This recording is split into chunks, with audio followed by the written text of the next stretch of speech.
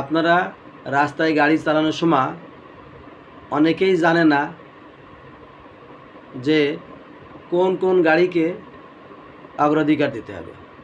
যেমন ভিভিআইপি গাড়ি, অগ্নি নির্বাপক গাড়ি ও অ্যাম্বুলেন্সকে অগ্রাধিকার দিতে হবে।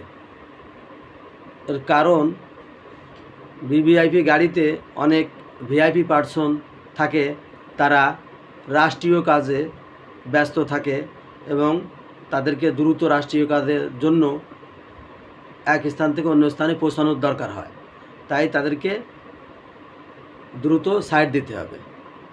এরপর অগ্নি নির্বাপক গাড়ি দেখলে এটাকেও দ্রুত সাইড দিতে হবে, কারণ অনেক জায়গা আগুন লাগলে তাদেরকে সাইড দিতে হবে, যাতে তারা দ্রুত ওই যে কোনো প্রতিষ্ঠান যেখানেই লাগুক না কেন ওই আগুনটা নিভাতে পারে, সম্পদ রক্ষা করতে পারবে এবং অনেক মানুষের জীবনও বাঁচাতে পারবে।